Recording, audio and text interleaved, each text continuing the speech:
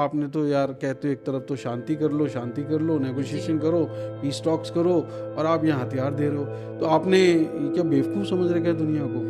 Trump पूरी दुनिया भर के देशों पे टैरिफ लगा रहे हैं, और ये रशिया पे नाराजगी की वजह से लगा रहे हैं, पूरी दुनिया पे अपना इन्फ्लुएंस दिखाने के लिए कि देखिए हम सबसे पावरफुल हैं। ये इसका टैरिफ का कारण है। एक राष्ट्रपति जो दुनिया के सबसे पावरफुल राष्ट्रपति हैं, उनको एक छोटा बच्चा भी देखता है तो सोचता होगा इनके बारे में कि कितनी छोटी छोटी हरकतें कर रहे हैं। भारत जो इनका सबसे बढ़िया दोस्त था, ऐसी ओछी हरकतें करी हैं कि वो कहते हैं कि जो बाइडेन जो हैं वो जिम्मेदार हैं रूस यूक्रेन युद्ध के लिए। अगर मैं प्रेसिडेंट होता तो ये वॉर पहली दफ़ा तो स्टार्ट ही नहीं होती।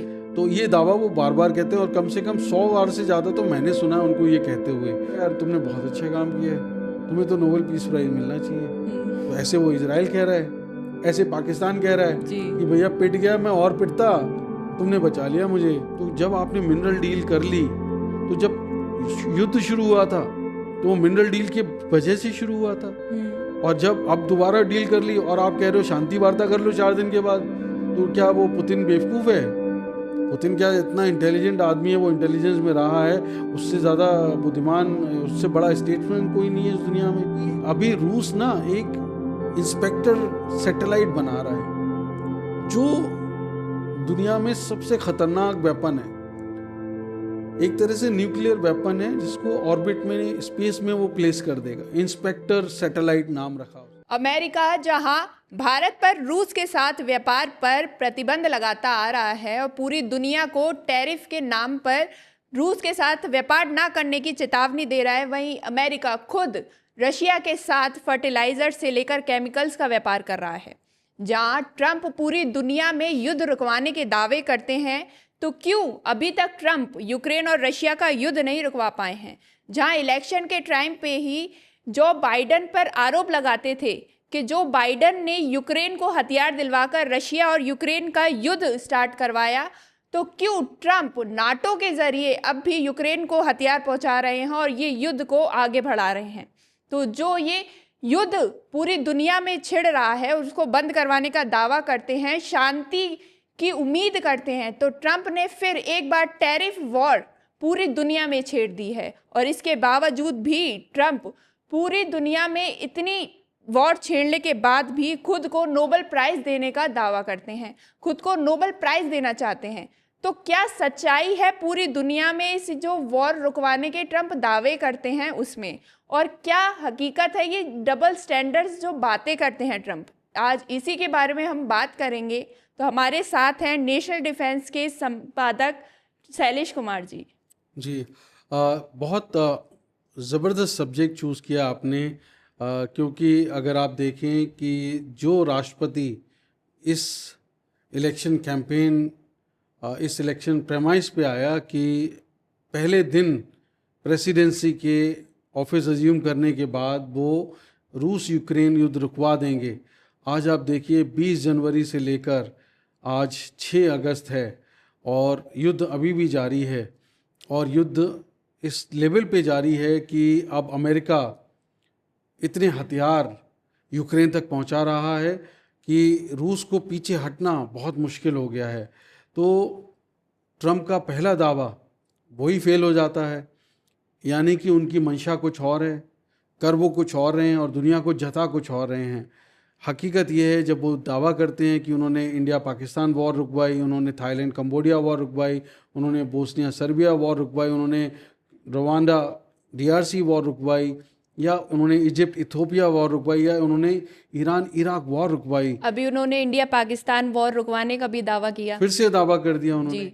तो ये इन दावों के पीछे कोई सच्चाई नहीं है। हकीकत ये है उलट, इसके उलट अगर आप देखें तमन्ना, कि ये वॉर जो हैं कहीं ना कहीं या तो अमेरिका ने शुरू करवाई या फिर अमेरिका ने आग में घी डालने का काम किया है।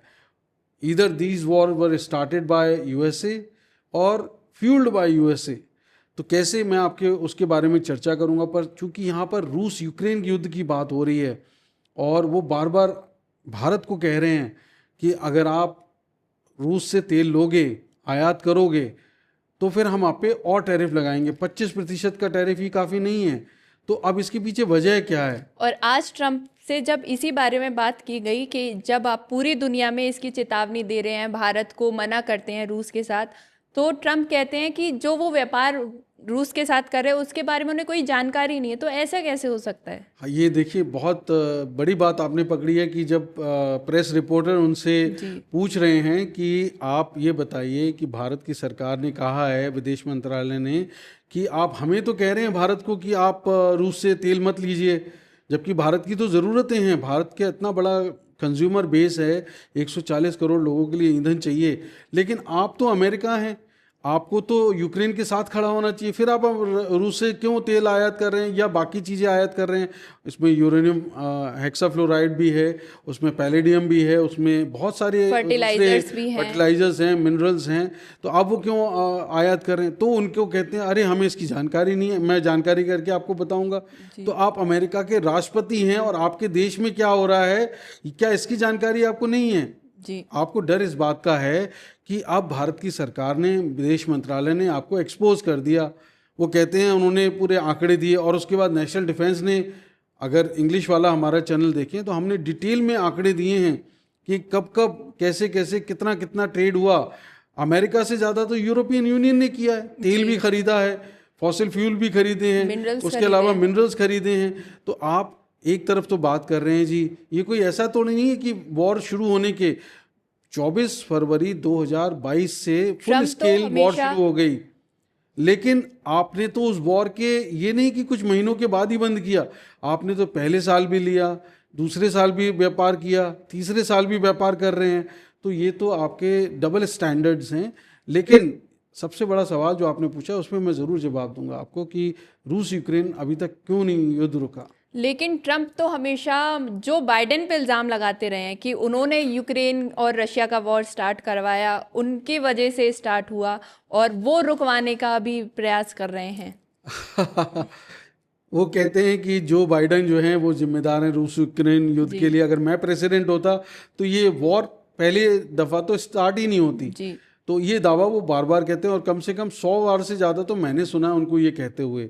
मैं हिंदुस्तान में बैठा हूँ और 100 बार से ज़्यादा अगर मैं सुन रहा हूँ तो अमेरिकी बेचारे तो पक गए होंगे उनके कान सुनते सुनते कि अरे मैं होता प्रेसिडेंट तो ये वॉर होती ही नहीं। बेचारे यूक्रेनियन तो रोज़ अपना माथा पीटते होंगे कि यार हमने यूक्रेन का इनको प्रेसिडेंट बना देना चाहिए। अमेरिका का तो छोड़िए, यूक्रेन का होते तो 100% वॉर नहीं होती। बेचारे वो तो तिल तिल करके मर रहे हैं रोज़, है ना। कितने सारे हमारे यूक्रेन भाई जो है वो रोज़ सफ़र कर रहे हैं इस वॉर की वजह से। कितने सारे शहीद हो गए, रूसी नागरिक शहीद हो गए, रूसी सैनिक शहीद हो गए। तो अब यहाँ पे ये जो बाइडेन पे डालना ये बहुत ही क्या कहता हूँ ओछापन है। क्योंकि आप कहते हो जो बाइडेन ने मिलिट्री इक्विपमेंट दिए, जो मिलिट्री इंडस्ट्रियल कॉम्प्लेक्स था, आपकी डीएनआई जो हैं डायरेक्टर नेशनल इंटेलिजेंस तुलसी गवाड़, वो तो इलेक्शन कैंपेन के दौरान आपका चिल्ला चिल्ला के आपकी मदद कर रही थी, ये कहते हुए कि अरे ये तो इंडस्ट्रियल मिलिट्री कॉम्प्लेक्स है। हिलेरी क्लिंटन और पता नहीं कमला हैरिस, उनके खिलाफ इन्होंने बहुत कैंपेन किया, कहा कि आपने जो है यूक्रेन वॉर चालू करा दी, फ्यूल किया, आपकी मिलिट्री इंडस्ट्रियल कॉम्प्लेक्स को बेनिफिट्स हो रहे हैं, प्रॉफिट्स हो रहे हैं, इसलिए आप वहाँ पे मिलिट्री इक्विपमेंट दे रहे हो। ना देते और ना कभी वॉर होती या वॉर चलती नहीं इतनी लंबी।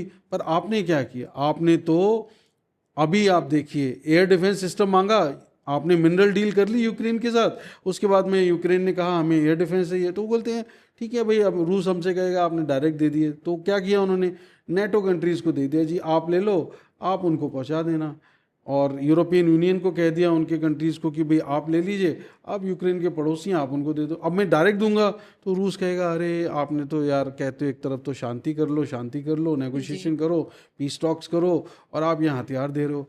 तो आपने क्या बेवकूफ़ समझ रखा है दुनिया को? क्या रूसी बिल्कुल उनमें दिमाग नहीं है? रूसी बहुत इंटेलिजेंट हैं, आपसे स्पेस वॉर में, कोल्ड वॉर में सबसे आगे थे। और रूसी इतने पावरफुल हैं कि आप कहीं स्टैंड नहीं करते। आपसे पहले हाइपरसोनिक मिसाइल बना ली उन्होंने। तो बेवकूफ़ समझ रखा है कि आपके जो बाइडेन की पॉलिसी थी, आज आप उन्हीं पॉलिसीज़ को आगे बढ़ा रहे हो। और जो बाइडेन को कहते हो कि अरे वो तो मैं होता प्रेसिडेंट तो वो he was the foolish president, ऐसे ऐसे शब्द वो इस्तेमाल करते हैं। मतलब जिसे कहते हैं कितना ओछी हरकतें हैं।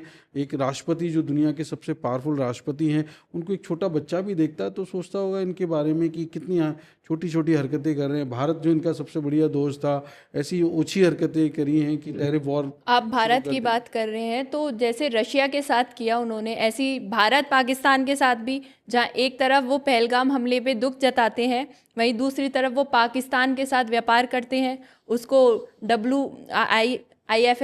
IFC के जरिए लोन प्रोवाइड करवाते हैं, IMF के जरिए लोन प्रोवाइड करवाते हैं, वर्ल्ड बैंक के जरिए लोन प्रोवाइड करवाते हैं। तो एक तरफ तो मतलब वो अपनी दोस्ती दिखाना चाहते हैं, वहीं दूसरी तरफ दुश्मनों के साथ मिले हुए हैं। तो ये क्या है, बीच में वॉर करवाना, फिर ये डबल स्टैंडर्ड दिखाना। तो अब बिल्कुल आपने सही पकड़ा है कि ये भारत पाकिस्तान, अगर आप देखें जितनी भी वॉर हुई हैं अभी तक, मैं ये नहीं कहता कि उन्होंने शुरू कराई हैं, लेकिन ये बात सही है कि जब यूनाइटेड नेशंस में मामला गया तो उन्होंने पाकिस्तान का साथ दिया। जब मिलिट्री एड की बात आई तो उन्होंने पाकिस्तान को F-16 जैसे बिल्कुल अत्याधुनिक लड़ाकू विमान दिए। तो और जो भारत का एयर इम्बैलेंस था, जो एयर डोमिनेंस था, वो उसको आपने डिसबैलेंस किया। तो आपने तो बहुत ही रीजन को पूरा डिस्टेबलाइज करने की कोशिश शुरुआत से ही की है। और उसके अलावा आपने बिलियंस ऑफ डॉलर्स दिए हैं। कहने को कि अफ़गानिस्तान में जिहाद छिड़ी हुई है, आप रूसियों को कंटेन करना चाहते हैं तो पाकिस्तान को F-16 दे रहे हैं, मदद दे रहे हैं, बिलियंस ऑफ डॉलर्स दे रहे हैं। लेकिन आप खुद देखिए पाकिस्तान उन F-16 का इस्तेमाल कहाँ अफ़गानिस्तान में किया उन्होंने। वो सारे F-16 का इस्तेमाल भारत के साथ जब जब युद्ध हुआ है तब किया। और लेटेस्ट आप देख लीजिए, जब बालाकोट स्ट्राइक हुई तो उन्होंने F-16 का इस्तेमाल किया। अभी ऑपरेशन सिंदूर में मैं ये कहना चाहता हूँ कि आपने उसामा बिन लादेन, अगर पाकिस्तान आपका इतना सच्चा हितैषी था तो आपके 9/11 हमला करने वाला मुख्य आरोपी उसामा बिन लादेन इतने सालों तक पाकिस्तान में कैसे छुपा रहा। सही। अबेटाबाद में आपने हेलीकॉप्टर भेज के नेवी सील्स और उन सब लोगों ने ऑपरेशन किया। तो ये क्या, ये आप मतलब या तो आपको समझ नहीं है, और अगर समझ है तो आपकी आंखों पे पर्दा डाल दिया है। अब ऐसा क्या पाकिस्तान कर रहा है? आप कहते हो पाकिस्तान और हिंदुस्तान की वॉर रुकवाई, वो वॉर नहीं रुकवाई। आपकी खुद की फैमिली को क्रिप्टो करेंसी की डील में कुछ फ़ायदा वहाँ पहुँचा, फिर वो मिनरल डील्स आप करना चाहते हो। भारत के साथ तो मिनरल डील आपकी ऑलरेडी एक चल रही है 7 साल के लिए। वो मिनरल डील्स में आपको लगता है कि वो इतना ज़्यादा आपको फ़ायदा नहीं हो रहा, तो आप पाकिस्तान को निचोड़ना चाहते हो। और पाकिस्तान को पैसे की ज़रूरत, आपने उनको बिलियंस ऑफ डॉलर्स का लोन दिलवा दिया जब ऑपरेशन सिंदूर चल रहा है, और आप उनका लोन सेंक्शन करा दे रहे हो। तो आपकी मंशा तो एकदम जग जाहिर है कि आप ये वॉर रुकवाना नहीं चाहते हो। और आप एक तरफ दावा कर रहे हो कि ये वॉर हमने रुकवा दी, सीज फायर हमने करा दिया। अरे आपने नहीं कराया, आपने तो उसको फ्यूल किया। IMF से लोन दिला के पाकिस्तान को वो पैसा कहाँ इस्तेमाल कर रहा है? वो तो लड़ाई में इस्तेमाल कर रहा है ना। वो कोई वहाँ पे कोई शांति प्रयासों के लिए, वहाँ के एनवायरनमेंट को दुरुस्त करने के लिए, ये सब उसके लिए थोड़े ना कर रहा है। वो तो भारत के खिलाफ हथियार खरीद रहा है, और आप ही से खरीदेगा या अपने दोस्त चीन से खरीदेगा। तो आप इतनी समझ नहीं है आपको कि आप इंडो पैसिफिक में भारत आपका पार्टनर है, लेकिन आप पाकिस्तान के साथ दोस्ती कर रहे हो। अभी जब पहलगाम हमले को कंडेम करते हो, लेकिन वहाँ क्या पाकिस्तान को कहते हो जी ये वॉर हमने रुकवाई, और उनसे आप नोबेल पीस प्राइज़ लेना चाहते हो। तो ये तो आप बिल्कुल कंफ्यूज्ड हो, और आपको ये समझ नहीं है कि आपका सच्चा हितैषी कौन है, दोस्त कौन है मौजूदा परिस्थिति में। हो सकता है 20 साल पहले के हालात दूसरे हों, और पिछले 1 दशक में जो आपके और भारत के रिश्ते थे वो तो सब आपने कूड़ा कर दिए। दोस्तों से ही जंग कर रहे हो आप, तो कहाँ रुकवा रहे हो जंग? आप तो जंग कर रहे हो ना। और ये जो ट्रम्प पूरी दुनिया भर के देशों पे टैरिफ लगा रहे हैं, और ये रशिया पे नाराज़गी की वजह से लगा रहे हैं, या पूरी दुनिया पे अपना इन्फ्लुएंस दिखाने के लिए कि देखिए हम सबसे पावरफुल हैं, ये इसका टैरिफ का कारण है? देखिए टैरिफ का कारण रूस पे अगर टैरिफ वॉर छेड़ते, तो पहले तो रूस के साथ में अभी ट्रेड बहुत कम है अभी यूनाइटेड स्टेट्स का। शुरुआती 2 सालों में तो बहुत ज़्यादा रहा, पर अभी भी वो ख़रीद तो रहे ही हैं। यूरेनियम हेक्साफ्लोराइड है, पैलेडियम है, मिनरल्स हैं, और भी क्रिटिकल आइटम्स ख़रीद रहे हैं वो, और बेच रहे हैं। इंपोर्ट एक्सपोर्ट चल रहा है। हालांकि वो काफ़ी बड़ा डिसबैलेंस है, इम्बैलेंस बहुत ज़्यादा है। लेकिन अगर वो टैरिफ का इस्तेमाल करते, आप कहते हैं कि अगर भारत रूस से तेल खरीदेगा तो रूस की इकॉनमी मजबूत होगी, तो आप ये सैंक्शंस लगाना चाहते हैं, आप टैरिफ इम्पोज कर रहे हैं अलग अलग देशों पे कि भाई चाहे वो चीन हो, ईरान हो या नॉर्थ कोरिया हो या दूसरे और देश हैं, उनकी तो बात समझ में आती है। पर अब तो आप जो आपके सच्चे हितैषी भारत जैसे देश हैं, जिनका रूस यूक्रेन युद्ध से कोई डायरेक्ट वास्ता नहीं है, आप उनको भी घसीट रहे हो। आप ऐसे बहुत सारे देश हैं जिनको टैरिफ लगा रहे हो और ये कह के लगा रहे हो कि नहीं नहीं, अरे रूस की इकोनॉमी मजबूत हो जाएगी, वो लड़ाई लड़ता रहेगा, कमज़ोर होगी। तो आप सबसे पहले तो आप ख़रीदना बंद कर दीजिए। यूरोपियन यूनियन क्यों ख़रीद रही है, उनको ये सोचना चाहिए। पिछले 3 सालों में इतना उनके थिंक टैंक में वो अरबों डॉलर लगा रहे हैं, इतने बड़ी बड़ी रिसर्च कर रहे हैं। आपने पूरा सेंटर बना रखा है, आई थिंक फिनलैंड में या डेनमार्क में कहीं एक सेंटर उन्होंने बनाया है जो यही रिसर्च करता है। और जाने कितने सारे इंस्टीट्यूशन थिंक टैंक्स आपके लिए काम कर रहे हैं। क्या वो सब आप उनको ये समझ ही नहीं थी कि अरे भाई सबसे पहले तो यूरोपियन यूनियन को और आपको करना चाहिए। और किसने सबसे ज़्यादा पैसा कमाया? आपने पैसा कमाया। रूस से तेल बंद करा दिया। अब आप कहते हैं यूरोप से कि भाई आप हमसे तेल लीजिए। आप खुद दावा करते हैं कि नॉर्ड स्ट्रीम 2 मैंने बंद करा दी जी। लोग ये समझ बैठे, कंट्रोवर्सी हो गई कि चलो भाई नॉर्ड स्ट्रीम 1 में विस्फोट हुआ, नॉर्ड स्ट्रीम 2 की पाइपलाइन ए ब्लास्ट हो गई। तो लेकिन पाइपलाइन बी में आपने सैंक्शन लगाए, सैंक्शंस की वजह से हुई। आपने कोई विस्फोट कराया नहीं कराया, ये तो अभी तक सस्पेंस है। क्योंकि जो यूक्रेनियन स्पेशल फोर्सेस का एक सोल्जर अरेस्ट हुआ वो जर्मनी में, तो जर्मन अथॉरिटीज़ ने उसको अरेस्ट कर लिया। लेकिन यूक्रेन साफ कह गया, मुकर गया कि हमारे पास तो ये कैपेबिलिटीज़ ही नहीं है, हमारे बंदे ने ये किया ही नहीं है, तो किसी और ने किया। लोग आप पे शक करते हैं, लेकिन शक चलिए रशियन कुछ शक करें, कोई दुनिया को शक करें, पर यह मानते हैं कि आपने कहा कि हमने नॉर्ड स्ट्रीम 2 की बी पाइपलाइन हमने बंद करा दी। चलिए बंद हो गई क्योंकि आपने सैंक्शन लगा दिए कि वो कंपनियां जो हैं वो उस काम को आगे ना बढ़ा पाएँ। आपने पैसा नहीं होगा तो कंपनियां बढ़ा नहीं पाएंगी, चलिए मान लिया। लेकिन उसके एवज में क्या हुआ भाई? हर यूरोपियन कंट्री जो रशिया से ऑयल ले रहा था, एलएनजी ले रहा था, वो सब अब यूनाइटेड स्टेट से ले रहा है। तो कैसा किसको मिला? अमेरिका को मिला। हथियार आपको, चाहे आप जर्मनी को हथियार दे रहे हैं, चाहे बाकी नाटो कंट्रीज़ को दे रहे हैं, या डायरेक्ट यूक्रेन को दे रहे हैं, तो वो पैसा किसको जा रहा है? वो पैसा तो आपके ट्रेजरी में आ रहा है ना। तो वो इससे सबसे ज़्यादा फ़ायदा किसको हो रहा है? क्या रूस को फ़ायदा हो रहा है? रूस को तो फ़ायदा नहीं हो रहा। आप खुद कहते हैं millions of soldiers have died in this war. भाई अगर आप कहते हैं लाखों सोल्जर्स मारे गए रूस के, तो उनको क्या फ़ायदा हो रहा है? रूस की इकॉनमी आप कहते हैं हमने बर्बाद कर दी। सच बात है भाई, आप कितने सैंक्शंस आपने लगा दिए। आप भारत जैसे जो रूस का सबसे बड़ा दोस्त है और हमेशा ऑल वेदर फ्रेंड है रूस हमारा, उसके साथ व्यापार नहीं करने देते। अरे क्यों नहीं करने देंगे? हम सॉवरेन कंट्री हैं, हम किसी के साथ भी व्यापार करें। आप होते कौन है? दूसरी बात, अगर आपने ये कह के लगाया तो आपको तो सारा फ़ायदा हो रहा है ना भाई। भारत पे लगा दिया आपने, दूसरों को मना कर रहे हैं, पर सारा का सारा फ़ायदा तो आप उठा रहे हैं। ये सारा पैसा आपको जा रहा है। तो रूस को तो फ़ायदा नहीं हुआ ना, रूस की तो इकॉनमी बर्बाद हो गई। अब यूक्रेन को क्या फ़ायदा हुआ? आप मुझे इसका जवाब दे दीजिए। आप कहेंगे क्या यूक्रेन को फ़ायदा हुआ? वो तो बेचारे मरे जा रहे हैं। उनको तो उनके सबसे ज़्यादा सोल्जर्स मारे गए, उनके सिटीज़ उनके डिसमेंटल हो गए, बिल्कुल कचरा रबल बन गए। Cities were been buried in this war under the rubble. तो अब वो मिसाइल इतनी दागी, ड्रोन्स इतने अटैक हुए, तो मिलिट्री उनकी ध्वस्त हो गई, सोल्जर्स मारे गए, इकॉनमी चली गई, बेचारा कर्जदार और हो गया। आप खुद कहते हो, जब ओवल ऑफिस में जेलेंस्की साहब गए, आप कहते हो $500 बिलियन देने पड़ेंगे जी, कम करके $360 बिलियन कर दिए। 360, बेचारा वो डर के मारे मिनरल डील ही नहीं कर पाया, और वो आपने उसको बेइज्जत करके एक टीवी ड्रामा करके उसको वहाँ से भगाया। बाद में आपने उसी जेलेंस्की के साथ में मिनरल डील कर ली। तो ये आप सिर्फ आर्म ट्विस्टिंग कर रहे हो, आप कोई सच्चाई के साथ में नहीं कर रहे हो।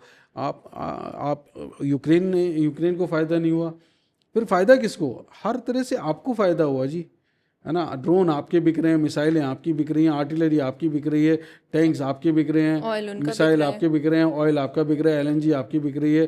तो आप क्या कर रहे हो? आप बस कॉन्फ्लिक्ट का फ़ायदा उठा रहे हो। आप क्या कर रहे हो जी? यूक्रेन हो, DRC हो, या कोई भी और दूसरा कंट्री, उनसे आप मिनरल डील कर रहे हो, क्योंकि आपको रेयर अर्थ मेटल्स चाहिए। रेयर अर्थ मेटल्स क्यों चाहिए आपको? क्योंकि आपको जितनी क्रिटिकल कंपोनेंट्स हैं, चाहे वो मिसाइलों में लगें, चाहे एयरक्राफ्ट में लगें, और अभी आपको इतने स्पेस के प्रोग्राम्स आपके चल रहे हैं, कल को मार्स पे मिशन जाएगा, उन सब के लिए आपको क्रिटिकल मिनरल्स चाहिए। तो रेयर अर्थ मेटल्स जो हैं, रेयर अर्थ मटीरियल जो हैं, उनके लिए आप ये लड़ाई लड़ रहे हो, तो सब देशों को लड़वा रहे हो। डीआरसी कांगो से भी आप रेयर अर्थ डील कर रहे हो, यूक्रेन के साथ भी कर रहे हो। और आपको मैं बता दूं, ये सबसे बड़ी रहस्य की बात, ये जो यूक्रेन और रूस की लड़ाई है ना, ये सिर्फ मिनरल डील की वजह से अमेरिका ने शुरू कराई है। तो वही मैं आपसे जानना चाह रही थी कि ये जो यूएस के डबल स्टैंडर्ड्स हैं, क्या कारण है कि रशिया और यूक्रेन का वो वॉर रुकवाना नहीं चाहते हैं? क्यों स्टार्ट करवाई और ये रुकवाना नहीं चाहते हैं? भाई अगर आप देखें, ये सबसे बड़ा सस्पेंस है जो हम, the biggest mystery we are going to decode here in this show, जो आज तक लोगों को पता नहीं। हालांकि मैं अपने इंग्लिश चैनल में ये बात कह चुका हूँ, लेकिन this is one of the biggest mystery जो हम हिंदी में आज बात करने वाले हैं। और हमारे हिंदुस्तान के सभी दोस्तों को हम ये कहानी सुनाना चाहते हैं कि आखिर रूस यूक्रेन की वॉर रुकवाना क्या अमेरिका का एंड गेम है, मकसद है? अगर नहीं है तो क्यों नहीं है? आप खुद सोच के देखिए कि जब 21 फरवरी 2022 जो बाइडेन साहब थे, ट्रंप नहीं थे उस समय राष्ट्रपति, 46वें राष्ट्रपति जो बाइडेन ने 21 फरवरी 2022 को यूक्रेन के साथ मिनरल डील करी, और उसके अगले दिन रूस ने ऐलान कर दिया 22 फरवरी 2022 को कि हम स्पेशल मिलिट्री ऑपरेशंस करेंगे यूक्रेन के खिलाफ। डोनेस्क, लुहांस्क को उन्होंने मान्यता दे दी, उनके साथ फ्रेंडशिप ट्रीटी कर ली, और अपने ट्रूप्स जो हैं मोबिलाइज करने शुरू कर दिए। 2 दिन बाद 24 फरवरी 2022 को फुल स्केल वॉर शुरू हो गई। अब आप देखिए कि कहानी क्या है। मैं सीधे इन 3 सालों में क्या हुआ उस पर नहीं जाता हूँ। रूस और यूक्रेन के बीच में मध्यस्थता कराने की बात करके, शांति कराने की बात करके आपने दोनों को राजी कर लिया। भाई दुनिया ने बड़ी तारीफ करी, अरे आप बहुत अच्छा काम कर रहे हैं ट्रंप साहब, आप पहले दिन ही रुकवा पाए, चलिए अभी राजी तो किया इनको। और जून में इस्तांबुल में, टर्की में दोनों देशों की मीटिंग होनी थी,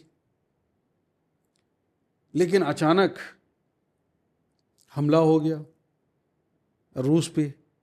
40-45 बड़े बड़े मिलिट्री एयरक्राफ्ट, एवैक्स, बॉम्बर्स, पूरा बॉम्बर कैरियर फ्लीट उनका बर्बाद कर दिया, जो कि न्यूक्लियर केपेबल बॉम्बर फ्लीट था। यूक्रेन ने ऐसा रूस के अंदर जाके ऑपरेशन किया, पहले से तैयारी की थी, लेकिन but they did it that point of time. उससे पहले आपने यूक्रेन के साथ मिनरल डील करी, इस ऑपरेशन से कुछ दिन पहले। वो डील जो आपने जेलेंस्की जब ओवल ऑफिस गए और उनको बेइज्जत करके भगा दिया, क्योंकि तब वो राजी नहीं थे, पर आपने प्रेशर डाला कि देखो भैया अगर तुम ये नहीं करोगे डील तो ये $360 बिलियन जो है ना ये तुम्हें देने पड़ेंगे।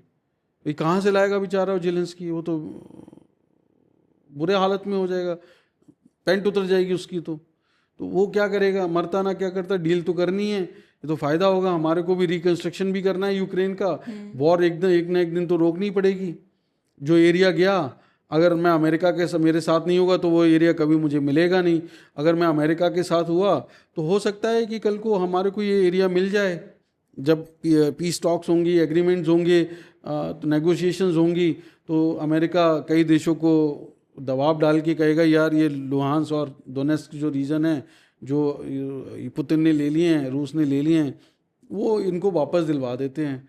तो फिर वो जो मिनरल आप एक्सट्रैक्ट करते सिर्फ यूक्रेन में, वो अब आप वहाँ पे भी करोगे। इसीलिए अगर आप देखें तो जब ये मिनरल डील नहीं हुई यूक्रेन की, और वो तो प्रिलिमिनरी डील थी जो बाइडेन के समय हुई, पर मेन डील तो अभी हुई है ना जी। तो उससे पहले जब यूक्रेन और अमेरिका की मिनरल डील नहीं हुई थी, तो उससे पहले राष्ट्रपति पुतिन ने, रूस ने उनको कहा कि आप हमारे साथ समझौता कर लो, हमसे डील कर लो। ये लुहांस्क और डोनेस्क जो रीजन है जो हमारे कब्जे में है, मतलब उन्होंने स्वतंत्र देश बन गए एक तरह से, उन्होंने तो एक स्वतंत्रता दे दी उनको कि भाई उन्हीं के लोग हैं, रशियन स्पीकिंग लोग हैं, उनका कल्चर रशियन है मैक्सिमम, इसीलिए लड़ाई लड़ रहे हैं। रूट कॉज है वॉर का वो कहते हैं, क्योंकि रूस अपनी संस्कृति और उसके लिए बहुत ज़्यादा मरते हैं वो लोग, लड़ते हैं वो लोग। तो उन्होंने कहा हमसे कर लो, तो वो डील नहीं की उनसे और यूक्रेन के साथ कर ली। तो जब आपने मिनरल डील कर ली, तो जब युद्ध शुरू हुआ था तो वो मिनरल डील के वजह से शुरू हुआ था। और जब अब दोबारा डील कर ली और आप कह रहे हो शांति वार्ता कर लो 4 दिन के बाद, तो क्या वो पुतिन बेवकूफ़ है? पुतिन क्या इतना इंटेलिजेंट आदमी है, वो इंटेलिजेंस में रहा है, उससे ज़्यादा बुद्धिमान, उससे बड़ा स्टेट्समैन कोई नहीं है इस दुनिया में, इतना ज़बरदस्त लीडर है। तो वो क्या बेवकूफ़ तुम्हारी बातें ऐसे ही समझ लेगा कि अरे तुमने कह दिया पर राष्ट्रपति हो, तुम कह रहे हो दोस्तों पर काम करो, मतलब बगल में छुरी और खंजर लेके घूम रहे हो तुम, और घूमने के लिए और दोस्ती की बात कर रहे हो। तो ऐसा मुंह में राम राम बगल में छुरी, ये चलता नहीं है। ये पुतिन है, पुतिन अंडरस्टैंड्स, एंड उनकी इंटेलिजेंस एजेंसी केजीबी बहुत बड़ी है, और क्रेमलिन को पता है कि आपके अमेरिका में क्या हो रहा है, तो आपकी मंशा उनको सब पता है। तो केजीबी ने बता दिया पुतिन को ये तो बेवकूफ़ी कर रहा है, ये तो अपने आप को बड़ा स्मार्ट समझ रहा है। तो उन्होंने क्या है, उन्होंने कहा अरे अभी लो, ये वॉर थोड़ी ना रुकने वाली। फिर उन्हें धड़ाम धड़ाम धड़ाम धड़ाम यूक्रेन में ड्रोन अटैक, मिसाइल अटैक, लो हो गया शुरू। तो तुमने अगर अटैक कराया तो उन्होंने पूरा फुल स्केल कर दिया। तो अब आपको पता है कि ये मिनरल डील की वजह से हुई, क्योंकि पुतिन को समझ में आ गया कि आप मिनरल, और आपकी मंशा बहुत जाहिर है। लेकिन इसमें क्या जो यूएस को हाइपरसोनिक मिसाइल जो बनाई थी उसका भी कोई कारण लगता है, जो रशिया ने अनाउंसमेंट की थी 2000? बिल्कुल आप सही कह रही हैं। देखिए, पर आपको मैं ये कहना चाहता हूँ कि भाई मिनरल डील जो है कहीं ना कहीं अकेली वजह नहीं है भाई। हर तरह से वो अमेरिका रूस को कंटेन करना चाहता है। तो अब 2017 में और फिर 2019 में तो एकदम क्लियर हो गया कि भाई पुतिन ने तो डिक्लेयर कर दिया कि हमने हाइपरसोनिक वेपन बना लिया है, और वो किंजाल और ओरेशनिक और ये सब मिसाइलें दुनिया भर के सामने आ गई। 6 हाइपरसोनिक वेपन पुतिन ने इनॉग्रेट किए, दुनिया को दिखाया अपनी पावर। तो आपके पास वो 6 हाइपरसोनिक वेपन नहीं है, आपके पास हाइपरसोनिक इंटरसेप्टर नहीं है। आप कहते हो हमारे पास पैट्रियट नाम का एक दुनिया का सबसे मजबूत, सबसे कारगर, सबसे केपेबल एयर डिफेंस सिस्टम है, जिसको आप अपने दोस्तों को देते हो, बेचते हो बेसिकली। आप देते तो ऐसे थोड़े ना देते हो, आप तो पैसा लेके देते हो, सौदा करते हो आप। तो आपने कहा कि भाई हमारे पास तो सबसे बड़ा एयर डिफेंस सिस्टम है। तो जब पुतिन ने ये हाइपरसोनिक वेपन सबके सामने शोकेस किए, तब आपको एहसास हुआ अरे रशिया तो बहुत बड़ी पावर है, हमारे पास तो एयर डिफेंस सिस्टम ही नहीं है हाइपरसोनिक के लिए। कैसे अगर हम पे कल को युद्ध हो गया रशिया के साथ में हमारा, तो रूस तो हमारी बैंड बजा देगा, क्योंकि आपके पास इंटरसेप्टर्स ही नहीं है। आपका फिर इंटरसेप्टर होना, वो टेक्नोलॉजी होना, आपके पास तो हाइपरसोनिक खुद की मिसाइल भी नहीं थी तब। तो अब जाके पहली बार टैलिस्मैन सेबर एक्सरसाइज हो रही है ऑस्ट्रेलिया में, तो अब ये अमेरिका अपना वो हाइपरसोनिक वेपन वहाँ दिखा रहा है। तो अब देखिए, जब कोल्ड वॉर हुई उससे पहले की परिस्थिति समझिए, बहुत शॉर्ट में समझाना चाहता हूँ कि कोल्ड वॉर में पहले रशिया स्पेस वॉर में बहुत आगे था। यूरी गगारिन का बहुत ही पहला व्यक्ति था दुनिया का जो स्पेस में गया, दुनिया पृथ्वी को स्पेस से देखा, चक्कर लगाया, यूरी गगारिन। और वो बहुत ही रहस्यमयी परिस्थिति में एयर क्रैश में मारा गया, क्योंकि वो रूस का एक सिंबल था। और उसके बाद आप स्पेस रेस में आगे हो गए, कोल्ड वॉर का ज़माना था, और आप अपोलो 11 पहुंचा, मून पे पहली लैंडिंग की। फिर आपके और रूस के बीच में संबंध भी बढ़े, कॉपरेशन हुआ, स्पेस में भी कॉपरेशन हुआ, इंटरनेशनल स्पेस स्टेशन पे भी कॉपरेशन हुआ, यहाँ तक कि मार्स मिशन के लिए भी कॉपरेशन हुआ। लेकिन अब जब आपने लीड ले ली तो फिर आपने रशिया को दरकिनार करना शुरू कर दिया। हैरी एस ट्रूमन की जो 33rd प्रेसिडेंट थे, उनकी जो पॉलिसी थी कि टू कंटेन रशिया, कम्युनिस्ट को कैसे कंटेन करें, तो वो पॉलिसी आपने फिर फॉलो करना शुरू कर दी। और आपने रूस को ये कह के कि भाई हमें इनको डायरेक्ट कन्फ्रंटेशन करेंगे तो पर प्रॉब्लम होगी, तो आपने उनको कंटेन करना शुरू कर दिया। और जब रूस यूरोपियन यूनियन के साथ में स्पेस प्रोग्राम में काफ़ी आगे बढ़ गया, तो आपको लगा अरे आपका तो यूरोप में इन्फ्लुएंस कम हो रहा है। जब यूरोप में इन्फ्लुएंस कम होगा, जाहिर सी बात है नेटो कंट्रीज़ में भी कम होगा। तो आपने देखा कि भाई कौन सबसे ऐसा देश है जिसको हम रूस से लड़ा सकते हैं। तो आपने देखा कि भाई अरे यूक्रेन बहुत बढ़िया है, क्योंकि यूक्रेन में तो आपने ज्योग्राफिकल सर्वे करा लिए थे जी। यूरोपियन यूनियन को भी क्रिटिकल मिनरल्स की ज़रूरत थी, तो नेटो कंट्रीज़ के भी सर्वे हुए, नेटो के भी सर्वे हुए, और अमेरिका के भी ज्योग्राफिकल सर्वे हुए, और आपको 100% पता लग गया कि यूक्रेन में ज़बरदस्त रेयर अर्थ मटेरियल्स हैं और उस जिसकी आपको ज़रूरत है। तो आपने कहा यार यूक्रेन को जो है इसको फंसाते हैं, इसको लड़वाते हैं। ये तो पुराना भाई यूक्रेन रूस का ही तो पार्ट था, आपने पहले यूएसएसआर का विघटन कराया, जो जब डब्ल्यूएसओ था, जो नाटो का एंटाई था, राइवल था, उसका सत्यानाश करके उसको बंद करा दिया। तो उनका मिलिट्री अलायंस ख़त्म हो गया कम्युनिस्ट का।